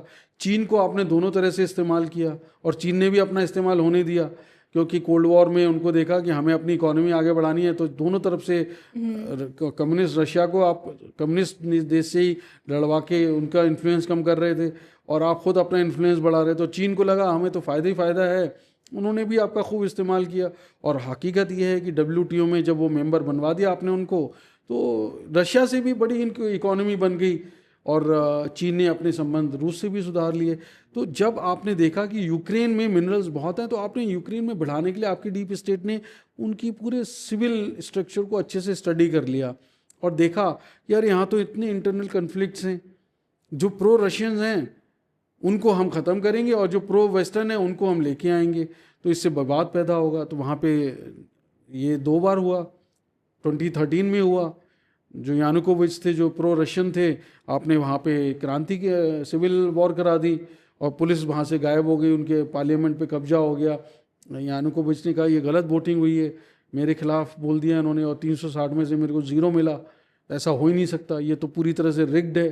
तो वो बेचारे क्या करते, मरते ना करते। उसके बाद रूस ने हस्तक्षेप करना पड़ा और रूस ने, क्योंकि वहाँ पे रशियंस हैं, लुहांस्क डोनेस्क रीजन में वो सब रशियंस हैं, वहाँ पे रशियन स्पीकिंग लोग हैं, वो कहते हैं जी आप इनको इनके स्कूलों में इनकी भाषा नहीं पढ़ने देते, आप इनको ऑर्थोडॉक्स चर्च नहीं जाने देते। तो ऐसा करके वो उन्होंने तो लड़ाई लड़ ली, जर्मनी से, हिटलर से लड़ाई लड़ ली। इसीलिए वर्ल्ड वॉर 2 इसीलिए शुरू हुई, जो पोलैंड के साथ में शुरू में रशिया था और हिटलर के साथ में पोलैंड के इन्वेजन पे उन्होंने अपनी सेनाएं भेज दी। लेकिन जब उनको लगा अरे हिटलर तो एक्सपैंड कर रहा है और हिटलर तो अपना वर्चस्व स्थापित करना चाहता है, तो वो रूस से फिर लड़ाई शुरू हो गई। तो आप पोलैंड में जो बेलारूसियन है और यूक्रेनियन है, उनके लिए उन्होंने वर्ल्ड वॉर 2 लड़ ली रशियंस ने, क्योंकि उनको अपनी संस्कृति अपनी भाषा से बहुत प्यार है। जो विश्व युद्ध लड़ सकता है वो देश, क्या वो यूक्रेन से नहीं लड़ सकता? क्योंकि उनको पता है ये नाटो कंट्रीज बार बार हमें वो कर रहे हैं। तो आपने तो अपनी डीप स्टेट को इतना इस्तेमाल किया कि यूक्रेनियन में डिवीज़न पैदा कर दी और हमें रशियंस के खिलाफ पूरा आपने माहौल बना दिया। तो मजबूरी में उन्होंने क्रीमिया एनेक्स किया और उसके बाद में इस रीजन को जब इतना ज़्यादा यहाँ पे आप अपना इन्फ्लुएंस कर रहे थे, तो फिर उनको मजबूरन ये ऑपरेशन करना पड़ा। और क्योंकि उससे उनकी सिक्योरिटी खतरे में थी। नाटो कंट्रीज़, यूक्रेन अगर नाटो का मेंबर बन जाता तो सीधे सीधे रशिया की सिक्योरिटी जियोपार्डाइज हो जाती, एकदम से ख़तरा है। और आप चाहते थे कि प्रोटेक्टेड वॉर हो, लंबी वॉर हो, प्रोलॉन्ग्ड वॉर हो। इसीलिए आपने क्या किया, एक पहले एग्रीमेंट कराया जिसमें यूक्रेन के सारे न्यूक्लियर वेपन्स आपने डिसमेंटल कब्जे में ले लिए, क्योंकि अगर न्यूक्लियर वेपन होता तो यूक्रेन और रूस में कभी युद्ध हो गया तो भाई अपने न्यूक्लियर वेपन को दिखा के यूक्रेन कभी भी इस युद्ध को रोक सकता था। तो ये वॉर चलती ही नहीं। आप जैसे इंडिया पाकिस्तान की वॉर लंबी चलने की उम्मीद नहीं है, क्योंकि दोनों न्यूक्लियर कंट्री हैं। तो ऐसी आपने तो पहले आपको पता था कि इनको इस्तेमाल करना है रशिया के खिलाफ, तो रशिया को आपको डाउन करना है तो आपको भिड़ाना पड़ेगा, उनको किसी ना किसी से तो युद्ध कराना पड़ेगा, नहीं तो आपसे लड़ेंगे डायरेक्ट भाई, या आप उनसे लड़ेंगे डायरेक्ट। तो आप जितना भी अभी बता रहे हैं उसके हिसाब से अमेरिका की हमेशा से ये पॉलिसी रही है कि 2 देशों को भिड़ा के वो खुद का फ़ायदा देखता है। आप देख लीजिए भाई, ट्रम्प साहब, मैं आपकी अभी ताज़ा बात कर लीजिए, वो कहते हैं हमने DRC, democratic Republic of Congo और रुवांडा की वॉर हमने रुकवा दी। वो 6 की बात तो बहुत प्रोमिनेंटली कहते हैं। पहले की बात कर लेते हैं, सबसे पहले वही कहते हैं। ये बात सही है कि अभी सेक्रेटरी रूबियो बहुत अच्छे इंसान है, बहुत ही सुलझे हुए इंसान है, बहुत ही बेहतरीन सेक्रेटरी हैं, विदेश मंत्री हैं अमेरिका के, और finest of the gentleman in the world I would say. उन्होंने खुद मीडिएशन कराया। ये सच बात है कि अभी उन्होंने कराई, पर मैं ये पूछता हूँ, आपने DRC और रुवांडा की वॉर रुकवाई है, ये फैक्ट है, पर ये वॉर जिसने 5 मिलियन, लगभग 50 लाख 51 लाख से ज़्यादा लोगों की मौत हो गई, जिस वॉर में लाखों औरतों की आबरू लुट गई, बच्चे मारे गए और जीनोसाइड हुआ, हुतू ने जो तुत्सीस के खिलाफ किया, उस वॉर को फ्यूल किसने किया? आप ये बता दीजिए मुझे। यूएन में आपने ब्लॉकेड जो इंटेलिजेंस मिल रही थी आपने उसको ब्लॉक कर दिया। वो जीनोसाइड कभी होती नहीं। फ्रांस ने भी साथ दिया जीनोसाइड में हुतूस का, क्योंकि वो पूरी कहानी है, लंबी कहानी है, मैं शॉर्ट में आपको बताना चाहता हूँ। तो आपने वो जो लड़ाई सिविल वॉर जो शुरू हुई उगांडा में और रवांडा में, और जायर जो ईस्टर्न जायर जिसको जो अब डीआरसी आप बोलते हैं, तो वहाँ की जो पूरी कहानी है उस वॉर की, उसको आग में शुरू कराना और आग में घी डालना, ये किसी और ने नहीं किया, ये आपके प्रेसिडेंट्स ने किया है। और आप भी भैया अमेरिका के प्रेसिडेंट हो, अगर आप कहते हो मैंने वॉर रुकवा दी, so that means the president of the United States have stop the war. अगर हम वर्बेटिम मान लें आपकी बात, तो आपके दो, चलिए मान लीजिए कि डेमोक्रेटिक प्रेसिडेंट थे उनमें से, पर एक आपका रिपब्लिकन भी तो था जी। तो आपने आप ये क्रेडिट, आप ये नहीं कह सकते यार ये तो डेमोक्रेट ने कराया, आप जो बाइडन को लाख गालियां देते रहिए। पर आपके दो प्रेसिडेंट वो डेमोक्रेट थे, एक आपके भी तो थे, और आप भी उसी रिपब्लिकन पार्टी से संबंध रखते हैं। तो डीआरसी की बात आप पहले, तो अब ऐसे दूसरी वॉर को देख लीजिए। आप कहते हो थाईलैंड, अभी लेटेस्ट की बात कर लेते, चलिए तो सबसे पुरानी वॉर थी, है ना। मैं तो मार्को रूबियो साहब को क्रेडिट दूंगा, आप ट्रम्प साहब को नहीं दूंगा, क्योंकि उन्होंने सच में बहुत प्रयास किए हैं और बहुत ही अच्छे इंसान हैं, और आगे चल के वो कभी राष्ट्रपति बनेंगे ऐसा मैं मानता हूँ और दुआ भी करता हूँ, because he is really for the peace. But second हम बात कर लेते हैं अभी थाईलैंड और कंबोडिया की वॉर, है ना। यहाँ पे भी मार्को रूबियो साहब ने अच्छा रोल प्ले किया। At least they brought 2% to talk on the table. लेकिन वो मीडिएशन आपका नहीं है, आप क्रेडिट नहीं ले सकते, क्योंकि कहाँ हुआ, वो कुआलालंपुर में हुआ। दोनों प्रधानमंत्री थाईलैंड और कंबोडिया की कहाँ मिले, वो कुआलालंपुर में मिले। किसके कहने पे मिले, वो अनवर इब्राहिम साहब ने मध्यस्थता कराई, वो खुद कहते हैं। और आप अगर आपने रुकवाई तो चीन का जो आपका सबसे बड़ा एडवर्सरी है, वो चीन का एम्बेसडर वहाँ क्या कर रहा था आपके एम्बेसडर के साथ में, वो चीनी एम्बेसडर भी तो वहाँ पे था। तो इसका मतलब है कि लड़ाई आपने नहीं रुकवाई, वो चीन भी, फिर वो चीन तो आपकी तरह है ही नहीं ना, इतनी ऊंची हरकत नहीं कर रहा आप, जबकि उसके बारे में आप उल्टा सीधा बोलते ही रहते हैं। तो मैं तो कोई उसका चीन का समर्थन करता नहीं हूँ, क्योंकि वो तो हमारा दुश्मन है। लेकिन आपका एम्बेसडर के साथ में वो चीनी एम्बेसडर वहाँ क्या कर रहा था, अगर आपने रुकवाई तो ये तो थाईलैंड कह रहा है जी आपने नहीं रुकवाई है, इंडिया कहता है जी आपने नहीं रुकवाई। अरे आप कैसी बातें कर रहे हो कि आपने रुकवा दी इंडिया पाकिस्तान की बात, कैसे, मैं आपको बता देता हूँ। वो जब हमने उनके एयर बेसिस पे अटैक किया, हमारी सरकार बार बार कह रही है, वो पाकिस्तान की बैंड बजा दी हमने, वो पाकिस्तान को हाथ जोड़ना पड़ा, क्योंकि उनको पता था कि अब उनकी न्यूक्लियर एसेट्स खतरे में। हमारी ब्रह्मोस क्रूज मिसाइल जो है ना, वो इतनी एक्यूरेट है कि वो 1 मीटर से कम जगह में से भी, मान लीजिए छत में एक छोटा सा होल है ना, उस होल में से भी निकल के कहीं भी सुरंग में पहुंच जाएगी, इतनी ज़बरदस्त क्रूज मिसाइल है। तो वो उनको लगा यार ये तो ब्रह्मोस जो है हमारा आज सत्यानाश कर देगी, हमारे न्यूक्लियर वेपन्स जो है ख़तरे में हो जाएंगे। और कौन सीधे सीधे निशाने पे आएगा, दुनिया के अमेरिका, क्योंकि अमेरिका भाई ये सबको पता है कि ये पाकिस्तान की न्यूक्लियर असेट सुरक्षित नहीं है, कल को आतंकवादियों के हाथों में आ गए, पाकिस्तान को उनको मैनेज करना नहीं आता, और अमेरिका बार बार प्रोटेक्शन दे रहा है, तो किसको नुकसान होता, आपको होता। तो आपने क्या कहानी गढ़ दी कि अरे मैंने रुकवा दी वॉर, इंडिया पाकिस्तान की वॉर। हकीकत ये है कि ब्रह्मोस से डर गया ये पाकिस्तान। उनके डीजीएमओ ने सुबह फ़ोन किया, टेक्निकल रीजन की वजह से वो फ़ोन नहीं उठ पाया, बात नहीं हो पाई हमारे डीजीएमओ की। तो फिर हमारे शाम को 3:30 बजे फिर से फ़ोन आया पाकिस्तानी डीजीएमओ को कि साहब ये लड़ाई रोक दो।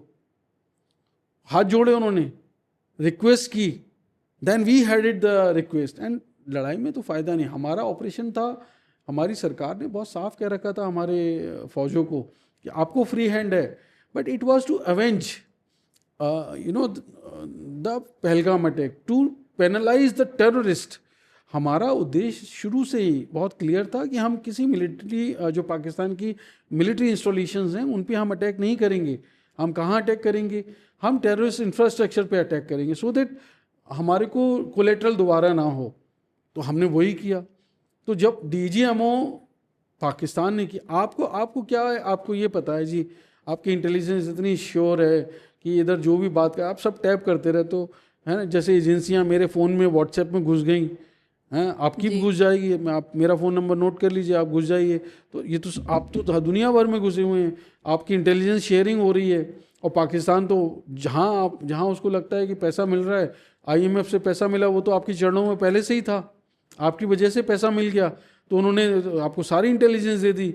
उन्होंने तो खुद ही कहा कि अरे हमारा कैसे भी करवा दो बाप, ये हमारी ये वॉर तो रोक दो, जो ये माई बाप करके वॉर रुकवा ली उन्होंने। तो आपको तो पता था, अब आपने क्या किया, आपका इतना काम है, ट्रुथ सोशल पे आपने टाइप करके, हम ट्वीट कर देते हैं, कोई भी छोटा सा न्यूज़ फ्लैश आता है, हम ट्वीट कर देते हैं और कहते हैं हमने रुकवा दी वॉर। तो आपने वो एक न्यूज़ फ्लैश कर दिया है आपके, फिर आपने किया, तो भाई मेरे साथ मान लीजिए आप हैं, तो फिर आप भी ट्विटर पे, तो आपने भी उसको रिपोस्ट कर दिया, फिर एक मेरे और कलीग हैं उन्होंने भी रिपोस्ट कर दिया। तो ऐसे ही सेक्रेटरी रूबो ने कर दिया, ऐसे ही JD वांस ने कर दिया, वाइस प्रेसिडेंट ने, क्योंकि वो आपके सेकंड लीडरशिप है, थर्ड रंग लीडरशिप है। जो आप करोगे जी वो भी करेंगे, और नहीं करेंगे तो फिर आप उनको लताड़ोगे।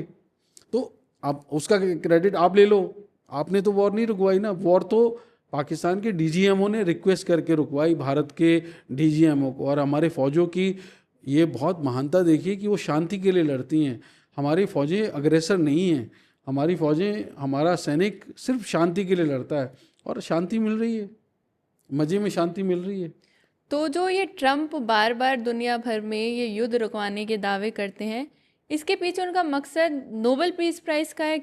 क्यों वो इतना लगे हुए हैं नोबेल पीस प्राइज़ के अब लिए? देखिए भाई, ओबामा को मिल गया नोबेल पीस प्राइज़, अब एक डेमोक्रेट को नोबेल पीस प्राइज़ मिल गया, तो भाई मेरे को अपने देश में देखना है ना कि यार रिपब्लिकन पार्टी, अब हम सत्ता में हैं और आप पहले राष्ट्रपति हैं दुनिया के, मतलब अमेरिका के, सॉरी, वैसे तो वो अपने आप को दुनिया के राष्ट्रपति समझते हैं, गलती से निकल गया मुंह से, लेकिन उनके मन में तो ये रहता है कि I am the president of the world, I am not the president of the United states. तो वो तो यही मानते हैं कि दुनिया उनकी है और वो दुनिया के राष्ट्रपति हैं। पर चलिए, अमेरिका के राष्ट्रपति हैं, तो आप सोचते हैं कि अरे रिपब्लिकन दूसरी बार राष्ट्रपति बना, आप पहले ऐसे व्यक्ति हैं, है ना, इतिहास के अमेरिका के, कि भाई first president who is elected twice. तो आपको लगता है यार डेमोक्रेट को मिल गया, ओबामा को मिल गया नोबेल पीस प्राइज़, अगर मुझे नहीं मिलेगा तो लोग हंसेंगे मुझ पे। तो आपको क्या है जी, आप ऐसी कहानी गढ़ रहे हो। अरे भैया, दुनिया जानती है कि अमेरिका बहुत शक्तिशाली है, अमेरिका सबसे बड़ी इकोनॉमी है, अमेरिका के पास सबसे ज़्यादा पैसा है, अमेरिका हर संस्थान को फंड करता रहा है। तो दुनिया आपकी, जाहिर सी बात है, आप बड़े हो तो आपके पीछे ही लोग चलेंगे, इसमें तो कोई शक की बात नहीं है, सब आपको सम्मान देंगे। लेकिन आप दादागिरी करते हो, आप लोगों को लड़ाते हो, आप ये सब करते हो, और आप सोचो इस सब के चक्कर में फिर आपको नोबेल पीस प्राइज़ मिल जाए। तो नोबेल पीस प्राइज़ मिल जाएगा, हो सकता है आपको, क्योंकि आप बहुत पैसे वाले हो, आप खरीद लोगे। मिलेगा नहीं, आप खरीद लोगे, क्योंकि आप कहते हो। मैं आपको छोटा सा एग्जांपल दे दूं भाई, इतनी वॉर मैंने आपको बताई, उन्होंने तो कोई शांति नहीं कराई। अब मैं इजिप्ट और इथियोपिया की वॉर की बात कर लेता हूँ। वो कहते हैं जी कि नाइल रिवर पे जो जर्ड बन रहा था उसकी वजह से अटैक हो जाता और ये लड़ाई छिड़ जाती। अरे युद्ध ही नहीं हुआ कभी, वो कहते हैं हमने रुकवा दी।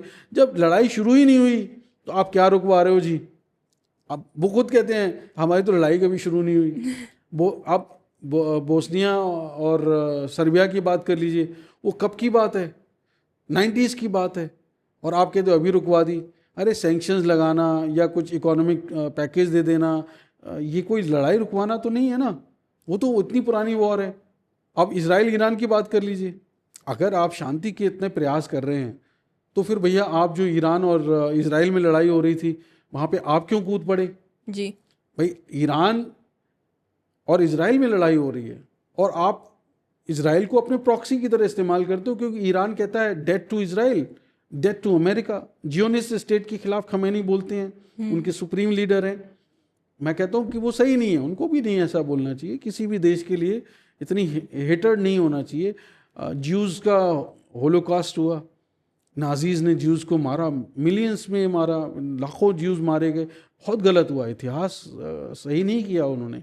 तो आप खमैनी हो या कोई भी हो, आज जियोनिस्ट स्टेट या death to Israel, this is not done, this is not good. ऐसी सोच ही नहीं होना चाहिए पहली बात तो। लेकिन ये लड़ाई इजराइल और ईरान की थी। भले ही आपके कहने पे उन्होंने न्यूक्लियर स्ट्राइक की, न्यूक्लियर उनकी साइट्स पे स्ट्राइक की, वो इतनी सक्सेसफुल नहीं थी क्योंकि उन्होंने बहुत अंडरग्राउंड बना लिए हैं, अंडरग्राउंड मिसाइल के सैलोज बना लिए हैं, न्यूक्लियर रिएक्टर्स बना लिए हैं। तो आपको लगा कि यार इजराइल से नहीं हो पा रहा है तो हमें अपना B2 बॉम्बर निकालना पड़ेगा। तो आपने B2 बॉम्बर निकाला एंड आपने उस वॉर को ज्वाइन कर लिया। अब आपने, चूंकि इजराइल के पास उतनी बड़ी महाशक्ति नहीं है वो कि आपसे लड़े, या हो सकता है लड़ भी सकते हैं, लेकिन उससे ईरान को उनकी सभ्यता हजारों साल पुरानी है, 3-4 हज़ार साल पुरानी, तो वो एक इतनी बड़ी सिविलाइजेशनल उसके लिए अपनी खतरे में नहीं डालेंगे अपना अस्तित्व। तो एग्जिस्टेंशियल थ्रेट हो जाती है अगर ये, क्योंकि आप तो कल को न्यूक्लियर वेपन, आज आपने न्यूक्लियर रिएक्टर उनके साथ तबाह कर दिए, वहाँ पर न्यूक्लियर रेडिएशन का खतरा पैदा कर दिया, कल को कोई बड़ी बात नहीं है कि न्यूक्लियर वेपन भी आप ड्रॉप कर दो। आपने किए ही ना, जापान में किए, नागासाकी, हिरोशिमा, दुनिया जानती है कि अमेरिका ने बम गिराए, परमाणु बम गिराए, तो आपका कोई भरोसा नहीं ना। तो उन्होंने कहा कि भैया इनसे दूरी रहो, और वो जो है वॉर जो है उन्होंने फिर आगे नहीं बढ़ाई। तो आप कह रहे हो, दावा करते हो कि मैंने रुकवा दी। द 12-day war was not stopped because of your effort. It is the wisdom of the Iranian people, the leadership, that they choose not to fight back. और वो सीज फायर मान गए। मुझे ऐसा लगता है कि आप लड़ाइयाँ करवा रहे हो, आप लड़ाइयाँ रुकवा नहीं रहे हो। तो नोबेल पीस प्राइज इजराइल तो कहेगा अरे इन्होंने तो वॉर रुकवा दी जी, तो इजराइल तो उनको नॉमिनेट करेगी। भाई आप एक बार बताइए, मैं और कोई दूसरा मेरा राइवल के साथ लड़ रहा हूँ, पीछे से आप आ जाओ और पीछे से आप आके मुझे सपोर्ट करो, है ना, और मैं उसको मार गिराऊँ, तो मैं तो आपको तारीफ ही करूँगा ना आपकी। जी, आपने तो मुझे सपोर्ट किया, जिसकी वजह से मैंने उसको मार गिराया, उसकी पिटाई कर दी, तो मैं कहूँगा यार तुमने बहुत अच्छा काम किया है, तुम्हें तो नोबेल पीस प्राइज मिलना चाहिए। तो ऐसे वो इजराइल कह रहा है, ऐसे पाकिस्तान कह रहा है कि भैया पिट गया, मैं और पिटता, तुमने बचा लिया मुझे। कंबोडिया, पाकिस्तान और इजराइल तीनों ने ही नॉमिनेट कर। आप कोई भी वॉर ले लीजिए, आप जिस वॉर की बात कहेंगे वहाँ पे यही कहानी है। जिस वॉर की बात कहेंगे, आपने ही वॉर शुरू कराई, आपने ही। और ईरान इजराइल तो सीधा सीधा उदाहरण है कि आपने वॉर रुकवाई नहीं, आपने तो उस वॉर को ज्वाइन कर लिया जी। 36 घंटे चल के बेचारे B-2 बॉम्बर के पायलट चल के आए, उन्होंने बम गिराया और वापस चले गए। हालांकि आपके देश में ही लोग उस बात को मान नहीं रहे हैं कि ईरान को इतना बड़ा नुकसान हुआ है, लेकिन चलिए वो तो मानते हैं कि आप कह रहे हैं कि चलिए नुकसान हुआ। क्यों? क्योंकि आपको फ़ायदा दिख रहा है, आप अपनी बात मनवाना चाहते हैं, इसलिए आप JCPO से बाहर निकल गए। आप चाहते हो कि ईरान आपकी शर्तों पे, आप बुली करते हो, आपकी शर्तों पे, आपके बुलिंग के अंडर में, वो प्रेशर में, दबाव में आके वो कोई भी डील साइन कर ले, आप ये चाहते हो। आप चाहते हो कि हमसे डायरेक्ट नेगोशिएशन कर, वो कहता है मैं नहीं करता जी आपसे, क्योंकि आप सीधे सीधे कहते हो, झापड़ मारने की बात करते हो सीधे आप। तो आप झापड़ मारोगे और वो आप कहोगे कि साइन कर दे, आपकी बात मान ले, तो वो तो नहीं करेगा ना, वो तो कहेगा किसी दूसरे के थ्रू आपसे बात करूँगा। तो ईरान, आप क्यों JCPO से बाहर निकल गए फिर आप? तो आपको आपकी पॉलिसीज़ आप देखिए, आपकी पॉलिसी नहीं हो रही, तो कहा इजराइल को चल इसको सबक सिखा, लड़ा दिया उसको ईरान के साथ। तो ऐसे दुनिया भर में लड़ा रहे हैं वो अपने फ़ायदे के लिए। लेकिन दिन पर दिन जो रूस और यूक्रेन की जो ये वॉर है ये बढ़ती जा रही है, तो अब आपको क्या लगता है ये वॉर कब तक रुक सकती है और क्या ये रुकेगी? देखिए ये बहुत ही, it is in the realm of the future कि ये वॉर रुके, लेकिन आपको ये समझना पड़ेगा कि वॉर जो है ये सिर्फ ज़मीन पे नहीं लड़ी जा रही है। आज ये वॉर जो है, चूँकि अब रूस को समझ में आ गया है ये सारा खेल अमेरिका कर रहा है, वो चिकनी चुपड़ी बातों में नहीं आ रहा ट्रम्प के पुतिन, वो कह रहे हैं कि ये तो बेवकूफ़ बना रहा है हमें, पर वो बन रहे हैं, मतलब दिखावा कर रहे हैं कि हाँ अरे चलो तुम ठीक कह रहे हो, तुम दोस्त हो, हाँ हमारे दोस्त हो। उनको पता है ये हमारे दोस्त नहीं हैं, क्योंकि कारण क्या है, इन्होंने रूस यूक्रेन वॉर से पहले जब ये सब कर रहे थे तो इनको पता है कि ये वॉर जो है लंबा खींचेगी और इनको हमें लंबा खींचना है। तो ये क्या है कि नज़र रखना चाहते थे और शुरू से ही कोशिश कर रहे थे। तो अमेरिका ने क्या किया, एक सैटेलाइट लॉन्च करी, आई थिंक US 338 करके नाम है उसका, और वो सितंबर में उन्होंने 2022 में लॉन्च करी, रूस यूक्रेन युद्ध शुरू होने के बाद में। नज़र वो पहले से रख रहे थे, लेकिन उनको प्रॉब्लम आ रही थी, उनको पता नहीं चल पा रहा था ये यूक्रेन क्या कर रहा है, रूस क्या कर रहा है, कहीं ऐसा तो नहीं यूक्रेन जो है हमारी बात नहीं माने, हम समझ नहीं पाए और हम इसको कंट्रोल नहीं कर पाए। तो हर चप्पे चप्पे पे नज़र रखना चाहते थे और रूस पे भी नज़र रखना चाहते थे। तो उन्होंने ये जो मिसाइल है, ये जो सैटेलाइट है US 338, ये उन्होंने लॉन्च करी सितंबर 2022 में, जो रशिया का स्पेशल मिलिट्री ऑपरेशन शुरू होने के कुछ महीनों के बाद 24 फरवरी को फुल स्केल वॉर शुरू हुई और सितंबर में अमेरिका ने ये लॉन्च करी। अब रूस भी बड़ा परेशान, उनको समझ ही नहीं आ रहा था कि यार ये अमेरिका को सब कुछ कैसे पता चल जा रहा है हैं, और हर दिन ऐसा हो रहा है। और फिर उन्होंने धीरे धीरे ये समझ में आ गया कि ये ना इन्होंने जो है सैटेलाइट एक लॉन्च करी है। अब चूंकि आप समझती हैं कि हाइपरसोनिक वेपन रूस ने डेवलप कर लिए, ये डरे हुए तो पहले से ही थे, क्योंकि जब 2017 में ही कह दिया, पता लग गया कि हाइपरसोनिक वेपन आ गए हैं रशिया के पास, और चीन के पास भी आ गए थे, चीन ने भी बना लिए। चीन ने तो पहले से काफ़ी समय से पहले से कोशिश करी, पर उनके इतने रोबस्ट मिसाइल्स नहीं हैं अभी तक, उन्होंने डेमोन्स्ट्रेट तो नहीं किए। कम से कम पुतिन ने ओरेशनिक डेमोन्स्ट्रेट तो कर ली, तो वो तो कह रहे हैं हम तो बाद में विदाउट वॉरहेड उन्होंने डेमोन्स्ट्रेट किया वॉर में अपने हाइपरसोनिक को। तो उन्होंने क्या किया ट्रम्प साहब ने कि ये बहुत इन्होंने हाइपरसोनिक वेपन बना लिए, तो अब कैसे लड़ा जाए इनसे, तो बड़ी मुश्किल लड़ाई है क्योंकि तो स्पेस में चली गई। तो इन्होंने 2019 में स्पेस फोर्स का ऐलान किया। तो अमेरिका ने स्पेस फोर्स का ऐलान किया, लेकिन कैपेबिलिटीज़ रशिया की बहुत ज़्यादा थी। अब चूंकि दोनों स्पेस प्रोग्राम में कई हैंडशेक भी कर चुके थे, पहले बहुत फेमस था, 530 मिलियन लोगों ने देखा वर्ल्ड वाइड हैंडशेक, वो जब इंटरनेशनल स्पेस स्टेशन बना। तो दुनिया को ये पता था कि भाई रशिया बहुत आगे है, लेकिन इतना आगे होगा इनको भी नहीं पता था। और फिर इन्होंने ये क्या किया कि इन्होंने देखा कि इस पे हमें नज़र रखनी है, इससे निपटना है, तो ये थोड़ा सा इनको प्रेशर में लाने के लिए इन्होंने ऐलान कर दिया स्पेस फोर्स। अब लगता है स्पेस फोर्स उनके रशिया के पास भी उस तरह का एक डेजिग्नेटेड या उस तरह का उन्होंने ऐलान तो नहीं किया, क्योंकि सभी देश बाय एंड लार्ज इस बात से सहमत है कि स्पेस का मिलिटराइजेशन नहीं होना चाहिए, और ख़ास करके आउटर स्पेस पे मिलिटराइजेशन नहीं होना चाहिए। तो इसीलिए आउटर स्पेस के लिए अलग कई कई ट्रीटीज़ हैं, इंटरनेशनल नॉर्म्स हैं, पर इन्होंने ऐलान कर दिया कि भाई हम स्पेस फोर्स गठित कर रहे हैं।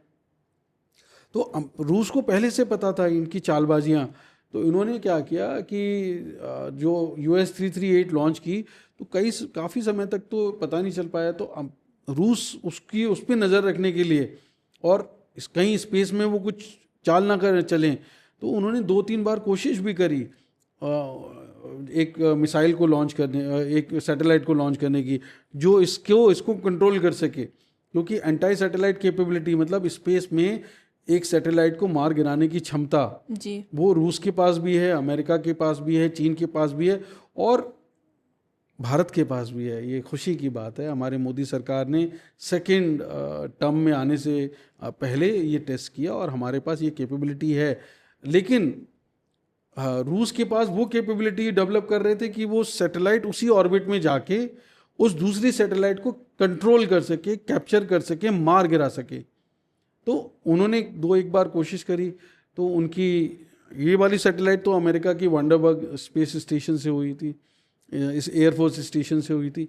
और अमेरिका ने, मुझे रूस के उस स्टेशन का नाम नहीं पता, लेकिन उन्हें इनकी एक बार वो सैटेलाइट, वो रॉकेट फेल हो गया, ऐसा लगा वहीं पे ब्लास्ट हो गया, किसी ने सबोटैच किया होगा। तो ये लोग करते रहते हैं आपस में, हो सकता है रूस ने डायरेक्टली इनको ब्लेम नहीं किया, लेकिन उनका वो प्रोग्राम जो बीच में ही चला जाना चाहिए था, सक्सेसफुल हो जाना चाहिए था, इन पे इनकी सैटेलाइट को निगाह रख पाता वो रूस, तो वो फेल हो गया और इसीलिए वो ये अमेरिका उनको यूक्रेन को फ़ायदा पहुंचाता रहा।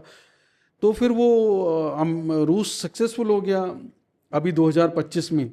तो उन्होंने कॉस्मोस 3588 जो है सैटेलाइट लॉन्च करी।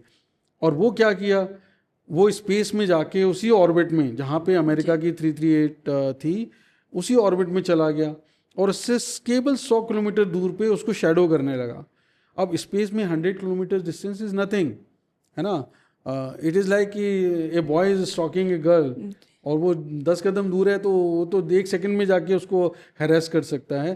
तो ऐसे ही रशियंस दे न्यू कि अगर ये हमारे खिलाफ कुछ कर रहे हैं तो हम इनको चैन से नहीं बैठने देंगे, because it's a space war kind of thing.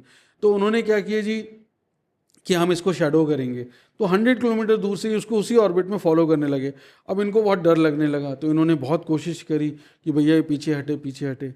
कई दिनों तक रशिया जो है इनकी सैटेलाइट को फॉलो करता रहा और इनको बता दिया, इनको एहसास दिला दिया कि तुम यहाँ अगर कुछ करोगे तो या तो तुम्हारी सैटेलाइट हम किडनैप कर लेंगे या हम उसको डिस्ट्रॉय कर देंगे, तो तुम्हारी सैटेलाइट पे हमारी हर समय पल पल नज़र है।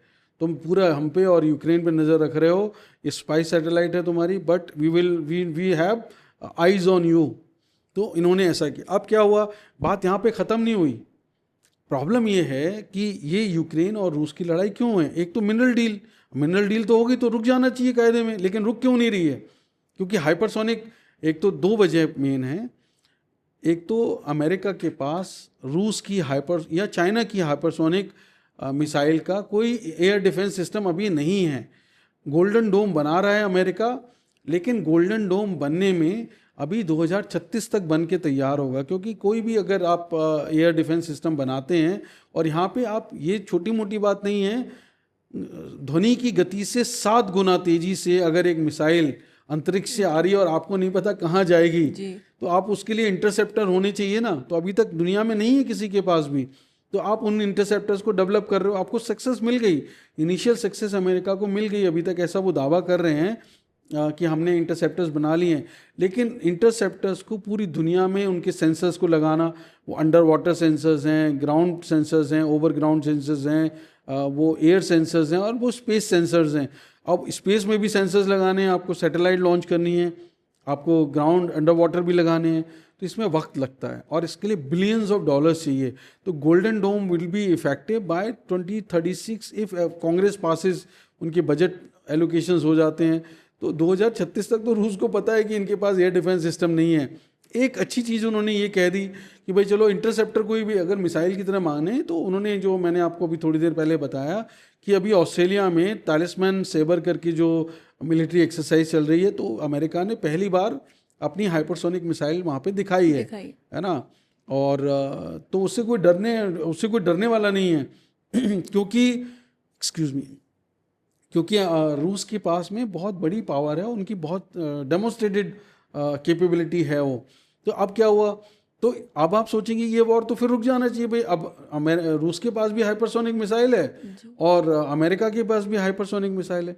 प्रॉब्लम यहाँ पे है कि अभी CIA को, अमेरिकी इंटेलिजेंस को ये पता लग गया कि, और यूरोपियंस को भी पता लग गया थ्रू अमेरिका, कि अभी रूस ना एक इंस्पेक्टर सैटेलाइट बना रहा है जो दुनिया में सबसे खतरनाक वेपन है।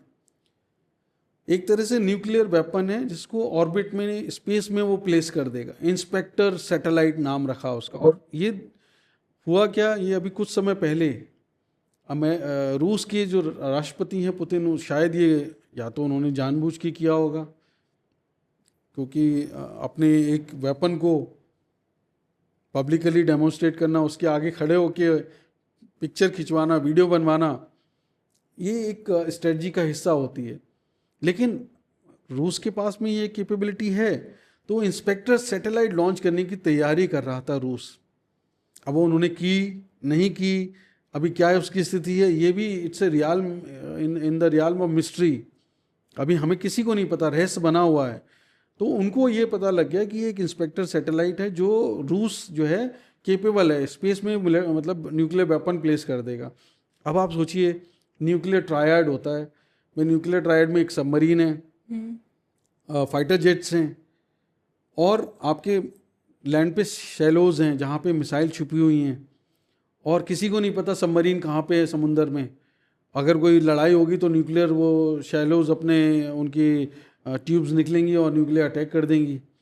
फाइटर जेट होगा, स्टेल्थ फाइटर जेट है, अमेरिका के पास तो F-35 जैसा है, चीन के पास तो 3 फाइटर जेट हो गए, 5th और 6th जनरेशन की जो डिप्लॉयबल हैं, तो वो न्यूक्लियर ट्रायड का हिस्सा है। लेकिन इन सब का भी बाप आ गया, वो है स्पेस में न्यूक्लियर वेपन आपने रख दिया, वहाँ तो किसी को पता ही नहीं, सेंसर्स ही नहीं है किसी के पास इतने कि डिटेक्ट ही कर पाए कि न्यूक्लियर वेपन। अब स्पेस तो इतना बड़ा है, वो कहाँ वेपन है किसी को पता ही नहीं। इसका मतलब है कि जब वो आएगा पृथ्वी पे, आपके पास उसका कोई डिफेंस नहीं होगा। तो रूस can arm twist any nation, रूस से लड़ने की हिम्मत ही नहीं होगी किसी दुनिया के किसी देश की। देखिए, एस्केलेशन लैडर होती है, ये बात सही है। अगर आप खुखरी से लड़ रहे हो तो दूसरा सामने वाला आके राइफल नहीं दागेगा, है ना। एस्केलेशन लैडर होती है, आप धीरे करके आप बढ़ते हो। तो ये नहीं कि कोई छोटी सी लड़ाई हो गई तो हमारे जैसे हमारा पाकिस्तान के साथ अभी ऑपरेशन सिंदूर हुआ, तो हमारी फ़ौजों ने, हमारी सरकार ने ये स्टडी किया ही होगा, और एक थ्रेशोल्ड होता है जैसे हम न्यूक्लियर थ्रेशोल्ड कहते हैं, तो एस्केलेशन लैडर में वो न्यूक्लियर थ्रेशोल्ड कब आता है, जब न्यूक्लियर बॉम्ब का इस्तेमाल हो सकता है, ये सबको पता होता है अमूमन, क्योंकि वो सब स्टडी होती हैं। तो थ्रेशोल्ड पहुंचनी तो बहुत दूर की बात थी। तो जो ट्रम्प कहते हैं बार बार कि हमने रुकवा दी, तो थ्रेशोल्ड पहुंचने में भी बहुत दूर की बात थी। हम 3 लड़ाइयाँ लड़ चुके हैं और हमें पता है कि न्यूक्लियर थ्रेशोल्ड क्या होता है। और रिटालिएटरी स्ट्राइक हमारी नो फर्स्ट यूज पॉलिसी है, पर हमारी रिटालिएटरी, बट ये तो हमारी बात हो गई। हम बात करते हैं अभी अमेरिका की और रूस की। तो अब अमेरिका को ये पता लग गया कि ये इंस्पेक्टर सैटेलाइट, तो इधर क्या है, नेटो कंट्रीज़ और अमेरिका, इनको लग गया बहुत डर। तो इनको लगा कि इनका ये प्रोग्राम कहीं ऐसा ना हो बड़े इसको स्केल अप कर लें, और चलिए एक की कैपेबिलिटी है, कहीं ऐसा ना हो और ज़्यादा बना लें। तो इन्होंने कहा कि रूस को कंटेन करना है जी, रूस को बढ़ने नहीं देना है यूक्रेन वॉर के जरिए, जिससे कि ये ऐसे इंस्पेक्टर सैटेलाइट स्पेस में लॉन्च ना कर पाए, न्यूक्लियर वेपन ना भेज पाए। तो इसीलिए अमेरिका ने ये चाल चली कि इनको बस भिड़ाए रखो। तभी तो ट्रंप ने, नहीं तो ट्रंप को क्या पता लग रहा था। यानी कि अमेरिका की जो डीप स्टेट है ना, वो पॉलिसी डिसाइड करती है। अमेरिका में राष्ट्रपति बदल जाएं, पर अमेरिकन इंटरेस्ट जो है ना, वो कभी बदलते नहीं हैं। और अमेरिकन इंटरेस्ट सीधे सीधे हैं कि अमेरिकन इंटरेस्ट ये हैं कि हमारा देश नंबर 1 रहना चाहिए, हमारी सुजैनिटी जो है वो कायम रहना चाहिए, और हम पूरी दुनिया पे राज करते रहें। हम नंबर 1 बने रहें, इकोनॉमी नंबर 1 बने रहें, हम नंबर 1 मिलिट्री पावर बने रहें, हम नंबर 1 सुपर स्पेस पावर बने रहें। तो we are the number 1 super power in the world. ये उनकी स्ट्रेटजी है। मुझे लगता है मैंने आपको बताया कि आपको समझ में आया होगा कि आखिर रूस यूक्रेन वॉर रुकवाने का कोई ट्रंप का इरादा नहीं है फिलहाल, और रुकेगी तो उनकी वजह से नहीं रुकेगी। ये रूस को जब लगेगा तब वो रोकेंगे, और ये मुझे लगता है उनकी स्पेस कैपेबिलिटी को ख़त्म करने की साजिश है, और रूस इस बात को जानता है। मिनरल डील्स एक्सट्रैक्ट करते हैं जब भी वो अमेरिका कहीं भी फंसता किसी भी कॉन्फ्लिक्ट में आता है, तो वो मिनरल डील एक्सट्रैक्ट करते हैं और शांति की बात करते हैं। शांति उनका इरादा नहीं है, लड़वाना उनका इरादा है, क्योंकि उनकी इकोनॉमी, उनकी मिलिट्री पावर वो उस कन्फ्लिक्ट की बदौलत जिंदा रहती है, और वो आगे बढ़ते हैं, और वो बहुत मोटे होते जा रहे हैं। तो एक मोटा फैट बॉय जिसे कहते हैं ना, तो ताकतवर बनना है तो आपको ब्लड सकिंग होना पड़ेगा ना। And where the blood would come from, when people would fight and people get wounded, तभी तो ब्लड निकलेगा ना। तो they are blood sucking. So ऐसा मुझे लगता है कि ये, मतलब अब मैं सिर्फ आपको एग्जांपल दे रहा हूँ कि ये वॉर रुकने वाली नहीं है, और रुकेगी तो इसमें माननीय ट्रंप साहब का कोई रोल नहीं होगा। तो आई थिंक ये हमारे देश की सरकारों को, और हाँ, सभी देशों की सरकारों को इस बात को अच्छे से समझना चाहिए। और रूस की सरकार तो इस बात को मान ले कि जो हमने आज कहा है ये बहुत बड़ी रिसर्च के बाद का है। मैंने 2 महीने इस पर बहुत मेहनत की है इस स्टोरी पे, और जब हमने पहली बार अपने इंग्लिश चैनल पे कहा, दुर्भाग्य है कि हमें कोई अवार्ड नहीं मिलता इसके लिए, और ना ही हमें कोई सपोर्ट मिलती है किसी तरह की, लेकिन हम दुनिया में शांति कायम रहे इसलिए हम ये दुनिया के लिए लड़ाई लड़ते हैं, और पूरी दुनिया को अपना मानते हैं, अपना परिवार मानते हैं, वसुधैव कुटुंबकम की बात करते हैं। हमारे प्रधानमंत्री, हमारे देश की सरकार, हमारे देश की फ़ौजें सिर्फ़ और सिर्फ शांति के लिए लड़ते हैं, और हम इस देश के नागरिक हैं। तो हम दुनिया के लिए इतनी मेहनत करते हैं, और हम अपना फ़ायदा उसमें नहीं देखते हैं। और मैं समझता हूँ कि दुनिया में इससे शांति होगी, जो भी बात हमने कही है, क्योंकि पर्सपेक्टिव में जब आप बातों को समझेंगे तो आप सही निर्णय ले पाएंगे। तो दुनिया की किसी भी एजेंसी को ऐसे निर्णय लेने हैं तो हमारे चैनल को, हमारे पॉडकास्ट को ज़रूर सब्सक्राइब कर लें जी। सो थैंक यू शैलेश, आपने इतने अच्छे से हमें ये सब समझाया, पूरा डेप्थ में हमें समझाया। और आप भी अगर ऐसी एनालिटिकल स्टोरीज़ और चाहते हैं तो नेशनल डिफेंस को सब्सक्राइब कर लीजिए, हमारे साथ जुड़े। Thank you. वंदे मातरम।